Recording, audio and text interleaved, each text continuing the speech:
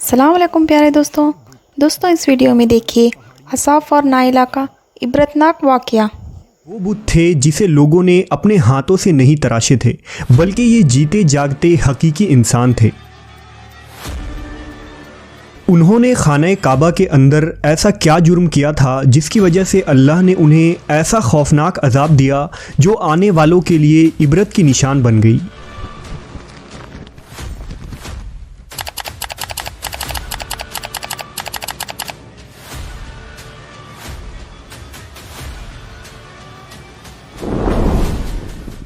जब से खाना काबा तामीर हुआ तब से लेकर अब तक जिसने भी बैतुल्लाह की बेहुरमती की या बेहुरमती करने की कोशिश की तो अल्लाह ने उनका वो हशर किया कि रहती दुनिया तक इबरत का निशान बनकर रह गए, फिर चाहे वो दुनिया का ताकतवर बादशाह अब्रहा और उसके हाथियों का लश्कर ही क्यों ना हो।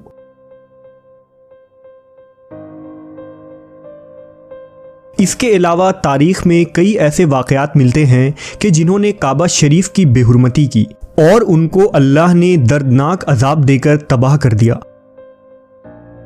इसकी एक मिसाल इसाफ व नाइला है। इसाफ बिन याला और नाइला बिनते जैद दरअसल कबीला बनी जुरहुम के एक मर्द व जन थे। नाइला एक खूबसूरत और हसीन लड़की थी जो अपने कबीला में यमन के किसी इलाके में रहा करती थी। ये खूबसूरत हसीना कबीला बनी जुरहम में अपने हुस्न की नुमाइश किया करती थी।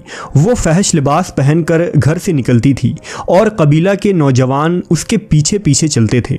हर कोई उससे ताल्लुकात का ख्वाहिशमंद था। उन्हीं लोगों में कबीले के सरदार का बेटा भी शामिल था जिसका नाम इसाफ बिन याला था।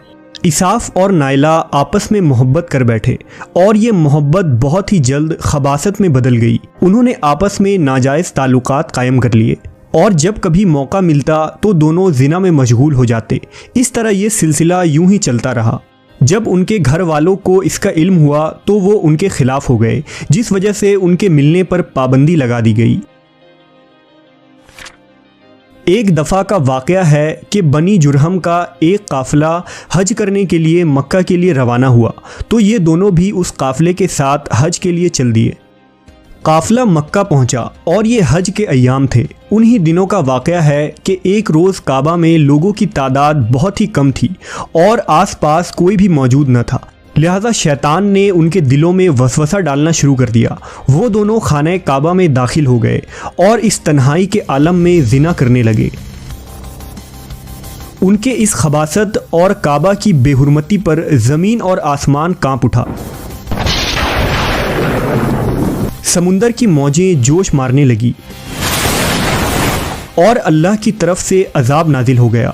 हुआ यूं कि जब वो खाना काबा के अंदर बदफेली कर रहे थे तो उसी वक्त उनकी रूहें कब्ज़ कर ली गईं और उनके गोश्त पोश्त के जिस्म पत्थर के बनते चले गए। ये लम्हा इंतहाई खौफनाक और अजीबो गरीब था।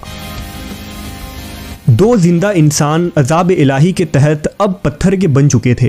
कुछ देर बाद जब बनी जुरहम के लोग काबा के करीब आए और बैतुल्लाह के दरवाजे को खोला तो दोनों बदबख्त बरहना हालत में पत्थर बने खड़े थे। वो ये समझ गए कि ये खबीस अल्लाह की मुक़द्दस घर में किस जुर्म का इर्तिकाब कर रहे थे। लोगों ने दोनों के मुजस्समों को उठाया और बाहर लाकर ज़मीन में गाड़ कर उन्हें खड़ा कर दिया ताकि ये लोगों के लिए इबरत का निशान बना रहे। कुछ दिन गुजरने के बाद मक्का के लोगों ने इसाफ के बुत को उठाकर कोहे सफ़ा के मकाम पर रख दिया और नाइला के बुत को उठाकर कोहे मरवा के मकाम पर रख दिया। सफ़ा और मरवा दरअसल दो पहाड़ी हैं जो हरम काबा के बिल्कुल करीब ही हैं। उन्हीं दो पहाड़ियों पर चढ़कर और चक्कर लगाकर बीबी हाजरा अलैहिस्सलाम ने उस वक्त पानी की तलाश की थी जब हज़रत इस्माइल अलैहिस्सलाम शेर खार बच्चे थे और प्यास की शिद्दत से बेकरार हो गए थे। इसलिए ज़माना कदीम से ये दोनों पहाड़ियाँ बहुत मुक़द्दस मानी जाती थीं और हाजी उन पर चढ़कर बड़े एहतराम और जज्बा अक़ीदत के साथ तवाफ़ किया करते थे। जब इसाफ और नाइला के बुत को सफ़ा और मरवा पर रखा गया तो उनकी सज़ा ये तजवीज़ की गई कि जो शख्स भी सफ़ा और मरवा पर जाए वो उन दोनों बुतों को एक एक जूता मारे। एक दो नस्लों तक तो ये अमल जारी रहा, फिर लोगों ने उन्हें जूतों के बजाय थप्पड़ मारना शुरू कर दिए और कुछ नस्लों बाद लोग उन्हें सिर्फ हाथ लगाया करते थे। इस तरह वक्त गुजरने के साथ लोगों ने उनसे इबरत हासिल करना कम और उनकी ताज़ीम ज़्यादा करने लगे। यहाँ तक कि एक वक्त ऐसा आया कि अरबों ने जाहिलियत की बिना पर उनको मोहब्बत की अलामत करार देना शुरू कर दिया और कबीलों में उन दोनों के इश्क की दास्तानों को फ़ख्र से बयान किया जाने लगा। आहिस्ता आहिस्ता ये मोहब्बत के देवी और देवता करार पाए। 5वीं सदी तक इसाफ और नाइला के उस बुत को अरबों के बड़े बुतों में शुमार किया जाता था, जिनके आगे लोग सजदा किया करते थे और कुर्बानी भी चढ़ाते थे। हज़रत ज़ैद बिन हारिस रज़ी अल्लाह ताला अन्हु बयान करते हैं कि ज़माना जाहिलियत में जब मुशरिकीन मक्का बैतुल्लाह का तवाफ़ करते थे तो इसाफ और नाइला के उस बुत को छूते थे। मैं एक दफ़ा रसूल अल्लाह सल्लल्लाहु अलैहि वसल्लम के साथ बैतुल्लाह का तवाफ़ कर रहा था, लिहाजा जब मैं उन बुतों के पास से गुज़रा तो उनको छुआ। इस पर आप सल्लल्लाहु अलैहि वसल्लम ने मुझको उन बुतों को छूने से मना किया। मैंने अपने दिल में कहा कि देखूं तो सही कि छूने से होता क्या है, इसलिए दोबारा उनको छुआ। आप सल्लल्लाहु अलैहि वसल्लम ने दोबारा ज़रा सख्ती से मना करते हुए फरमाया, क्या तुमको मना नहीं किया था? हज़रत ज़ैद फरमाते हैं कि अल्लाह की कसम, उसके बाद कभी किसी बुत को मैंने हाथ नहीं लगाया और मैं कसम खाकर कहता हूँ कि नबी सल्लल्लाहु अलैहि वसल्लम ने कभी भी किसी बुत को नहीं छुआ था, यहाँ तक कि अल्लाह ने आपको नबूवत अता फरमा दी और आप पर वही नाजिल होने लगी। एक दिन रुश्द व हिदायत का एक सूरज तुलू हुआ जिससे ये पूरा खत्ता जगमगा उठा। हुजूर पाक सल्लल्लाहु अलैहि वसल्लम नबूवत के ओहदे पर फायज हुए। आप सल्लल्लाहु अलैहि वसल्लम ने दावत व तबलीग का काम शुरू किया। 10 हिजरी में जब अल्लाह ने अरब में दीन इस्लाम को गालिब किया और मोहम्मद सल्लल्लाहु अलैहि वसल्लम ने मक्का फ़तह किया तो आप फ़तह के बाद हरम शरीफ में दाखिल हुए और आपने अपने भाई हज़रत अली के साथ मिलकर तमाम छोटे बड़े बुतों को तोड़ डाला। आप बुत तोड़ते जाते और ये फरमाते जाते कि हक़ आ गया और बातिल मिट गया। बेशक बातिल ने मिट जाना ही था। यहाँ तक कि खाना काबा तमाम बुतों से पाक हो गया।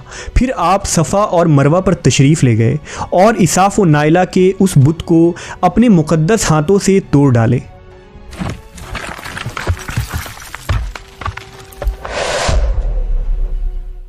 हमने देखा कि इसाफ व नाइला के इस बुत को लोगों ने बतौर इबरत सफ़ा और मरवा पर रखा था, लेकिन शैतान ने उन्हें ऐसा गुमराह किया कि वो उनकी पूजा करने लगे। सिर्फ यही नहीं बल्कि ज़िना जैसे बदतरीन जुर्म जिसे काबा शरीफ के अंदर किया गया था, लोग इस दास्तान को फ़ख्र के तौर पर बयान करने लगे। होना तो ये चाहिए था कि उनके इस बदफेली पर लानत की जाती, लेकिन अरबों ने इस गुनाह को दास्तान इश्क बना दिया और इसाफ व नाइला को एक रोल मॉडल के तौर पर पेश करने लगे। बिल्कुल इसी तरह आज के इस फितने भरे दौर में यही कुछ हालात नज़र आते हैं, जहां अगर कोई शख्स किसी तरह का संगीन जुर्म करे तो लोग उसे हीरो की तरह बतौर नमूना पेश करते हैं। फ्रीडम, आज़ादी ख्याल और लिबरलिज़म के नाम पर हर तरह की खबासत और बुराई को खूबसूरत अंदाज में पेश करके उसकी भरपूर तायीद की जाती है। अल्लाह रब्बुल इज़्ज़त से दुआ है कि अल्लाह हमें हर किस्म की बुराइयों और फितनों से महफूज रखे।